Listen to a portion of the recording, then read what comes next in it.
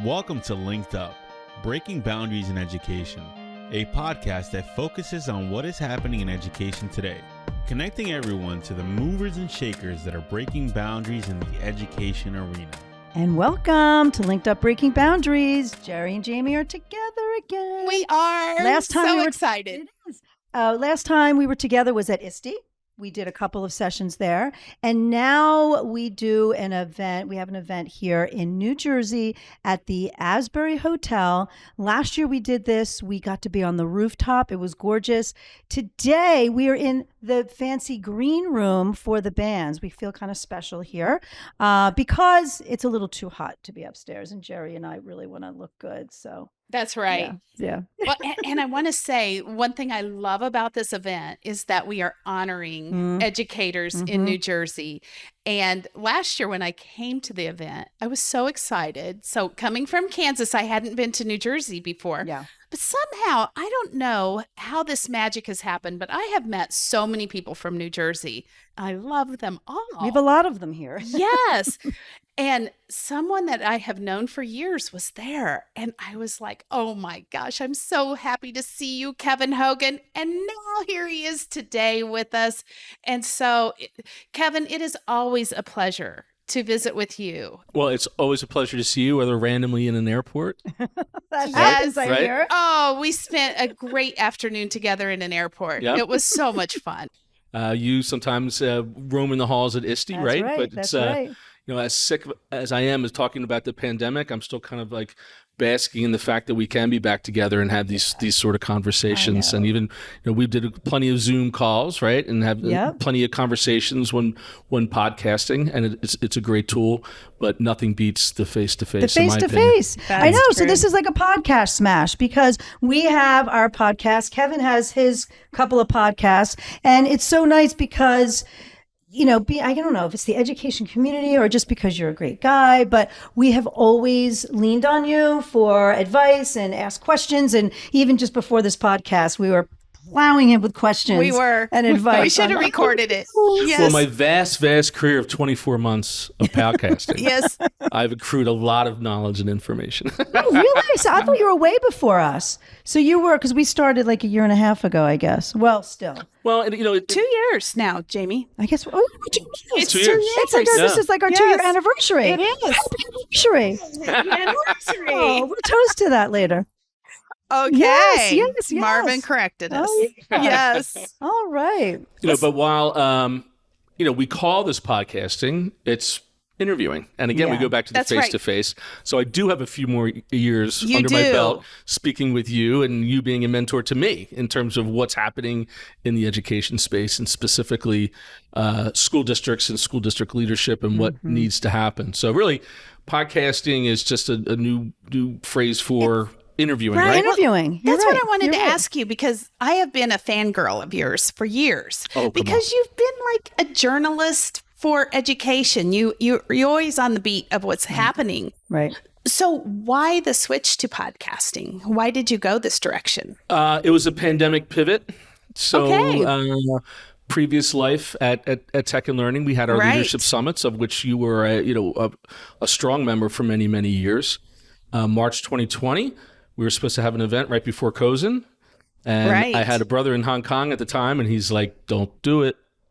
Yes. Don't do it. Yeah. Don't do And I'm it. like, what do you mean? Yeah. We're just going to bring 50 superintendents from around the country to the greatest super spreader event in history. So we didn't do it, but then there are no more in-person events. So I was thrust out into the wilds to figure out what's next. And at the same time, came upon some folks at Market Scale who were helping me figure out this new podcasting bit. And that's where the shift, you know, came about. Right. And it just so happened it happened at the same time of one of the greatest shifts in the history of education. Yeah. People were desperate for information. Yes. There were also district leaders who were desperate to get their kids connected. Yeah. And in the ed tech industry, there were companies and executives who were desperate to help. And so there were plenty of people to talk to. I set up in my laundry room with all the gear and all the equipment.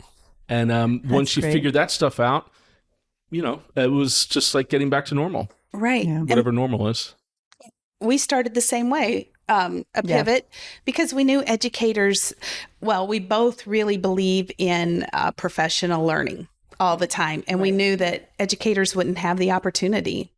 And so how can we get it to you where you are? Yeah. And so that's how we started connect people, connect them with ways that people are, breaking boundaries, and just, share that. And that's what's so nice is that, it's part of, we work for ClassLink. It's right there. When we don't talk about ClassLink a lot, this is not a business podcast. Right. It's part of the mission of ClassLink to just advance education in any way possible. And this was that outlet. And I think, it's kind of natural for you, as you said, because of you're a journalist. So the interview skills are there. So it was sort of natural, but it is the way that now we all are. There's so many new podcasts now, right? Do you have a number on what is that like? I mean, even there was still a nice amount when we started. You started, Yeah.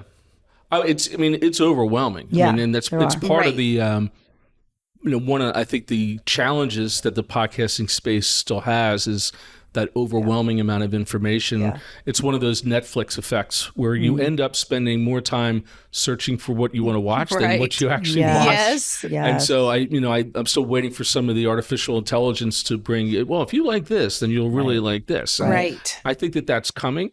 But I think it's still kind of the Wild West out there. And then, and everybody has a podcast, which is great.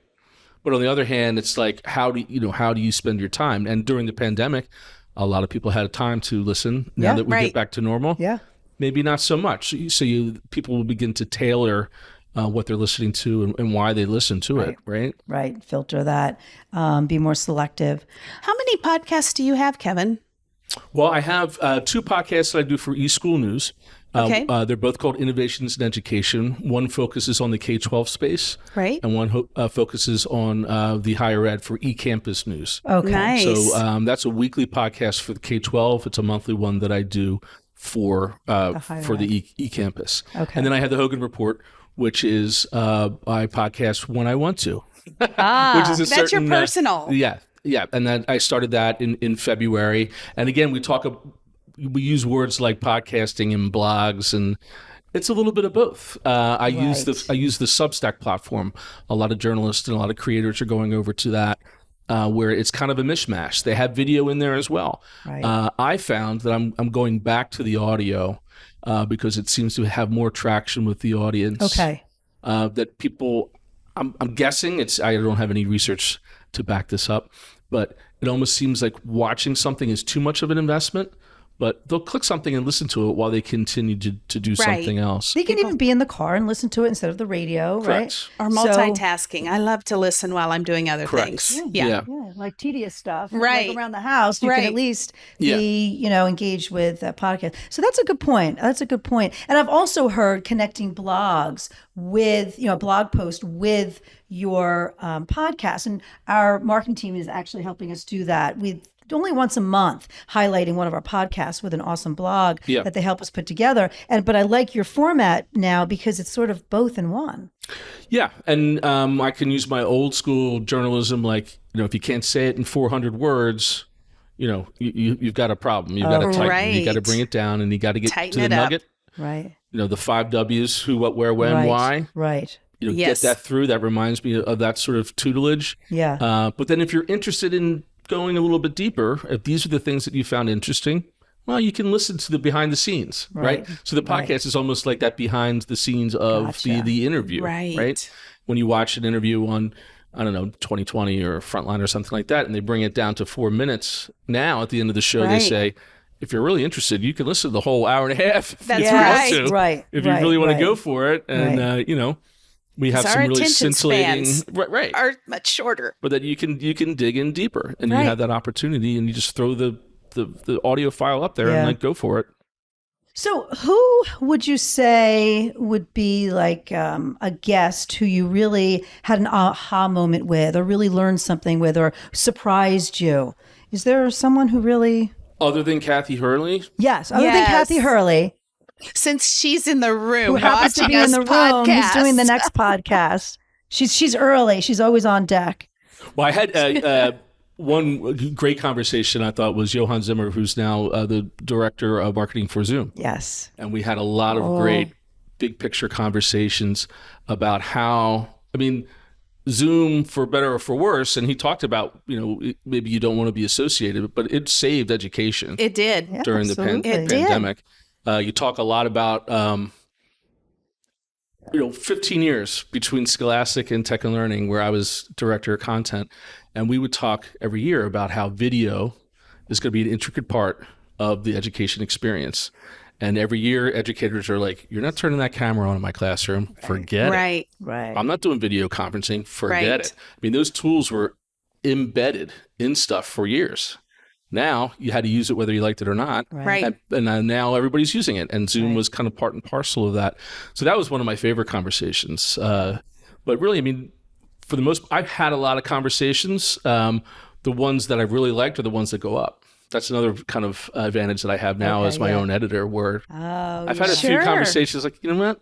I'm You not didn't really like gonna, that one. It's not going to go. Sorry. Thanks for Your playing time. and thanks for your time. And I'll probably use it for something else. But Right. Oh, interesting. put it in. So I think it's good to be judicious about what you put up, and there needs to be a reason for the listener or the reader to want it to be Right. up there. Right. How do you find your guests? I know you're well known, but It's a combination. because you got to keep it fresh, right? Yep. Yes. I get a lot of help from the PR industry in the ed tech space. I get a lot of pitches from a lot of those Yes. those folks. We're starting to get that now too. Okay. Yeah. Yes. We do. Yes. One thing that I found interesting is once you get a Paige Johnson at Microsoft or a Johan at Zoom, then all of a sudden a lot of yes. people want to be on your podcast, Yes. Right. right? Yes. It's kind of so it kind of builds on themselves this way. So to be Sure. honest, I have not had to search out so much, but it's kind of Right. like picking what I'm putting up. And again, I'm not It's interesting. Yeah. I'm not doing it every day. Right. So maybe hopefully eventually I will be able to do that. But right now it's more of a kind of a passion project to get myself up to a place where it can be regular. But I have searched out a few things. I'm going to try to give a specific example, but when a piece of news comes down, It's timely.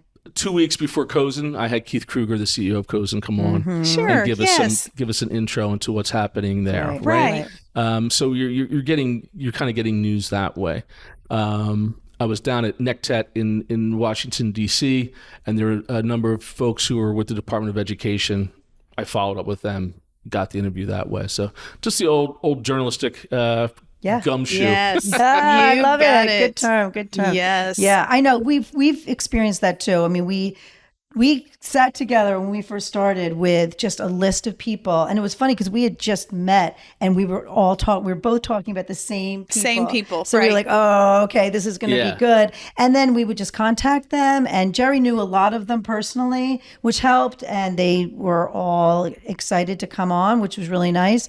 But now we do have people reaching out, and I think it's because of special guests like Kathy Hurley, and they say, oh, if Kathy was on it, Right. then maybe I should be on Yes. that too. So it's actually been helpful. It's actually much easier now because we have people, and we're like booking now into next year. So it's kind of exciting. Well, and one of the fun is things I exciting. think about the dynamic of podcasting, you call this a smash up. Yeah. The way the conversations happen, they do smash up and they smash together. And so you can almost kind of continue a conversation through. I assume you'll be talking to Kathy a little bit later today. We But will. it all kind of comes in, and it also contributes to the way that listeners will go, well, if you like that, Yes. you like this. I'll just keep listening. It's Right. some of the problems with YouTube of people going down rabbit holes, but we have an ed tech rabbit hole. What's wrong with that? That is true. That's That is right. true. Take So, advantage of Kevin, as you're visiting with all of these people in education, how are you feeling about education right now? That's a tough question. I mean, it's conflicting, Right. and especially like during the pandemic, it was conflicting, and it's harrowing. Right. There's so much, there are many positive things that have come out of this. And again, if we're going to keep it specifically to the use of ed tech, as I mentioned with the video, a lot of Yes. adoption and a lot of innovation took place Right. that I think is going to stick around. Opportunity. There was so much opportunity too. And empathy that was created in those first few months of coming together, and through the use of Zoom, maybe not even leave the classroom out of it, but you look at the back office and you look at administrators and you look at mental health, you look at counseling, and the ability to reach not only students but their parents through Zoom and one-on-one. IEPs hopefully will never have to be this thing where you have to get 8 people in a room together. Right. You can just do it through the Zoom for the benefit of the student. School board meetings can be much more effective in Zoom than necessarily during that sort of thing. With my own beta testers, back to school night, I collected so much more information remotely than sitting in a desk in the back of the room. Yes. And then on the flip side of that, though, there's a lot of uncertainty of what's happening, and that has to do with teacher shortages, for example. Right. Now, technology can enable that in the one way, and you look at artificial intelligence, and you look at bots, and like, hey, that's great, but what does that mean for the classroom experience? That if they have to jam 3 classes together, and they're all staring at their screens, right. And there's not a real teacher, and there's not a real, so, there's some worries that are there too, but that's, I guess that never changes. There's always that kind of concern for the future and just try to hope for the best. What promise are you seeing? Well, I think the promise is in the way that public education can finally automate itself in the way that corporations have and other industries have, and an embrace of the technology that, even up to 3 years ago, we were doing stories, will technology work in the classroom? Like, come on. Yeah. Right. And we've always, Jerri, we've been in our bubble. Like, of course, we drank the Kool-Aid a long time ago. We did. I've always never pretended to be unbiased about the powerful effects of technology. Yeah. But I think everybody gets it now. Right. So we're at a baseline there. And there's always that hesitation, with technology, and it's going to take over and teachers are more important. But I think now what they're seeing is, we can leverage, there's always that hesitation, always, with flipped classroom or blended learning. And now they're saying, I can actually connect with kids better if I have technology as like my assistant. It's not taking over, it's my assistant. I can now have more time to make connections with students and confer with them and then make instructional best, decisions thereafter. So and they're realizing that. They're like, I got it. As the tools get more sophisticated and they get easier to use and more intuitive for educators where they're not even thinking about it, and they can feel empowered that way too. So I think we're going that way. I think eventually a lot of the augmented reality and virtual reality technologies are starting to come to the fore. Again, something else we've talked about for years and years and years. Right. And I'm not talking about Meta here, just to be clear. I think Meta is like Second Life. If you remember Second Life. I do remember Second Life. Flying to our islands. And, this is about just making curriculum materials that are built to appeal to students using the tools that they already have in their pockets. Yep, exactly. I mean, if you can't beat them, join them, right? So we need to merge what they're doing with instructional best practices and make it work. And not as a detriment, but, for the better. So, And tools, here's another old trope from the ed tech space, is like students as consumers versus creators. Right. One of the things that really came out, talk about the pandemic, but there were also a lot of other social upheaval that occurred, and various elections as well as protests and things like that. And you look at the content that was created by students during that time that empowered them with that voice. Right. Yeah. And you kind of even look at TikTok, and people worry about TikTok, and you can see they changed events. Yeah. Yes. And they also figured out the systems and figured out how to, have an effect on the system, buying tickets to rallies they never went to, and things like that. Right. I mean, it's just it's an empowering tool to watch the students. Maybe we shouldn't worry so much because they'll figure it out. They will figure it out. Oh yeah, absolutely. That is true. Well, speaking of TikTok and other social platforms, What else do you use besides podcasting? Do you use other social media? Well, LinkedIn is my primary tool to distribute stuff, just because that's where your people are. That's where it is. Twitter, I have an account. You have to have an account, but I don't kind of use it actively. I'd say that LinkedIn is the number one. Not so much Instagram, not so much Facebook. It's just a plain old boring LinkedIn, professional. Yes. But it's powerful. Yes. Yes. How about for you guys? Do you find that to be the same channel? We do. I feel like we're more on the Twitter side and LinkedIn. But I think we have more of an emphasis on Twitter. But yeah, we have Instagram and Facebook, and we could use more followers there too. But but I don't think we are. I know I'm not skilled to build that, so it's just kind of like floating there.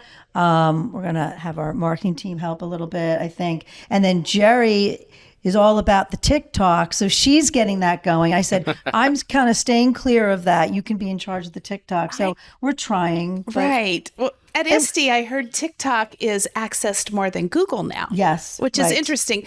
I love TikTok. I'll go down that TikTok rabbit hole and be there. Right. That's why I want to stay away. Because I like the short snippets. Yep. I don't like that long, drawn out. Yeah. Get to the point. I don't like the Chinese scraping the data. Well, there's from your TikTok. Oh, yes. I like the tool. I like the TikTok as a tool. Yeah. Right. There's some other stuff going on underneath that I don't necessarily think is great. And when you get into school districts and the use of it as a tool in the classroom. Yes, then you get into the politics of parents saying, "Why is my kid on TikTok?" Right. Or, blocking things off. Understood. Forget it. But let's steal the tools.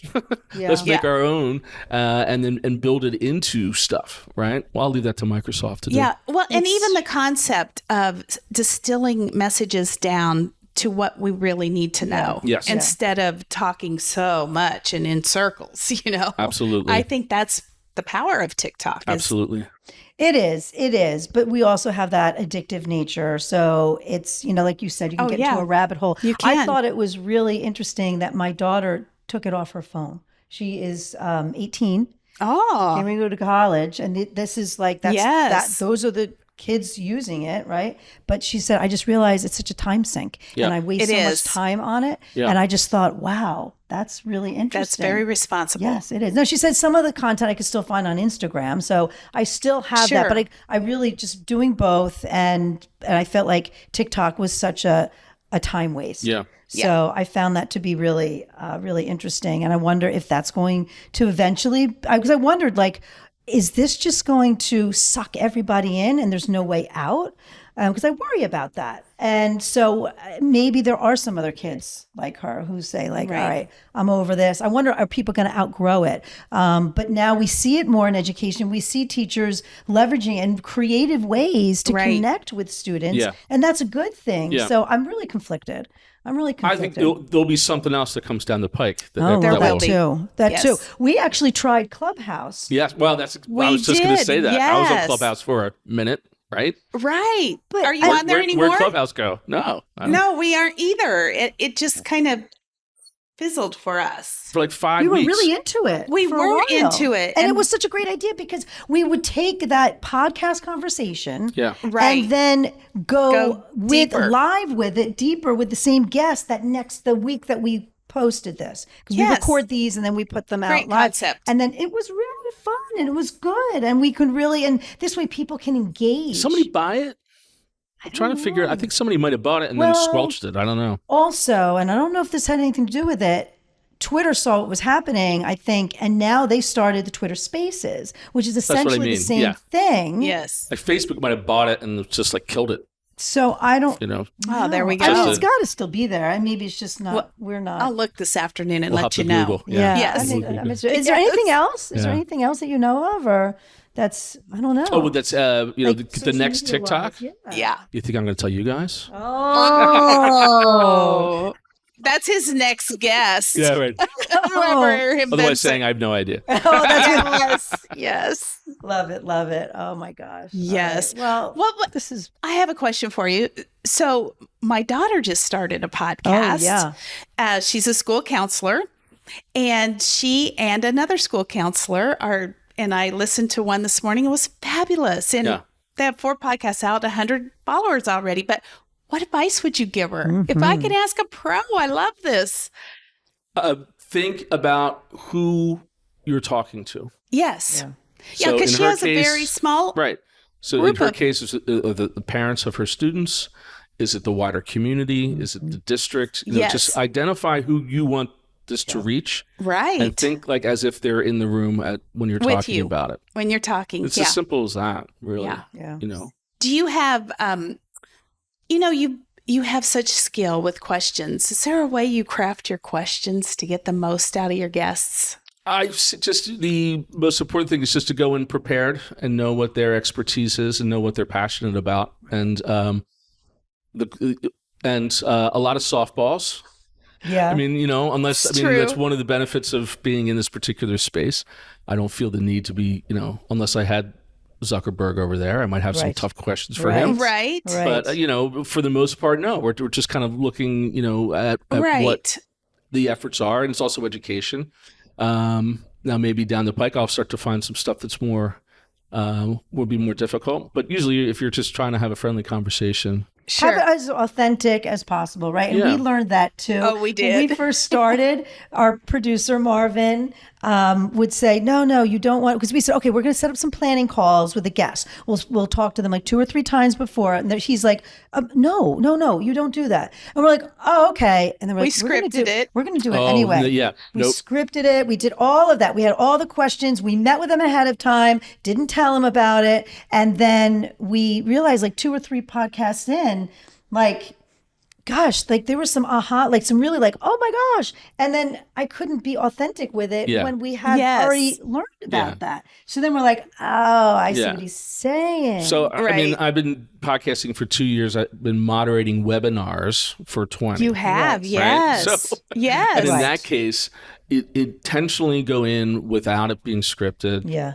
You have to know what you're talking about. Right. But you want it to be something that's intentionally conversational. You get more insights out of people. Yeah. It makes the guests more comfortable. Right. And then you just kind of let them go. And then especially with the value of this too, if you go for an hour and a half and then you can snip it down to 4, then you get the best bits out. Right. Well, we have in our next podcast, not only do we have Kathy Hurley, but we have Ann McMullen, who is an expert moderator on webinars as well. So we'll get some tips from her too. Yes. But that just made me think too, because I do webinars also internally for CLASSLINK and then some others externally meeting with partners with different vendors. But what would you say? Sometimes I think, like podcasts, webinars, like what would you say is the biggest difference between the two, right? Because they're different. I mean, when you're recording, sometimes the webinars are live and people register, but sometimes they're recorded. What would you say? Do you have a different interview style? Like, how do you? Not really. I mean, it's because of the work I've been doing on podcasts that most of the webinars I do now, I'm hosting for eSchool News. Mm-hmm. And those traditionally were always in that same sort of have District A present for 10 minutes, have a little Q&A, and then have District B, and then you have your Q&A, and then here's your script and this and that. So why don't we just open this up and have it go? Now that's a little bit more frightening for folks when it's live. Yeah. And we do a rehearsrsal. But once they get the hang of that, then it gets more comfortable. So I mean, I don't think there should be, and I think that at least the webinars that I'm doing, I'm trying to make they're essentially podcasts. Right. Yeah. I thought about that. That's funny. I mean, it was funny too because I was even just like a YouTube channel, a YouTube show. I don't know and I've sent it to you for you to watch this guy. He's very good interview skills. Have you ever seen Hot Ones? Mm-mm. Okay, you got to watch Hot Ones. It's this guy who interviews celebrities as they're eating like super hot wings. Love it. And each wing is increasingly hotter. Yeah. So you get to see the celebrities like they're screaming by the end because it's so. That sounds like something I hear on Carl Hooker's podcast. Yeah, exactly. Yes, it it would totally be a does. Carl It Hooker. does. We had a podcast smash with him too. But yes, and it's so funny because the guy is asking these really great questions, but he keeps asking the questions when these people are literally like they can't see him because they can no longer see him anymore because it's so hot. But I just think his questions are so great, and he just and even the guests are like, "Wow, you're so good." So I want you to watch him. I think he's will. Really good. He's really it's really funny. Show. Adding You should to my watch it. list. Well, and It's speaking so of that, who do you listen to? What podcasts? My favorite is Scott Galloway. Prop G. Yes. I pattern a lot of my stuff off of his stuff. Kara Swisher. Yes. And that they do. Yes. Those are my top two. And I have a few more that maybe, if we want to talk about politics. Yes. Away from ed tech and into Right. politics. Well, I'll leave those on the We'll talk shelf about for those next later. time. Yeah, exactly. All right. But in terms of trying to mimic style and where I'm getting really great information and distilling stuff down, just listening to those two guys, it helps me get through the day. Sure. Nice. Yes. Well, we always like to end with this question. My mentor, I have an ed tech mentor actually, and he would always ask after we had talked, he'd always ask me, what's become clear? What's become clear Yes. as a result of this conversation or just in general? As In a result your- of the work that you've been doing with podcasting, what has become clear? That media is not dead, that people will continue to communicate with each other. The way in which information is delivered and discourse is delivered will change. I don't think you're going to see a lot of people reading long-form print journalism anymore, fortunately or not. But that does not mean that things are over. It's only going to get better. Yes. All right. Well, our time is up. As you can hear from my phone going off.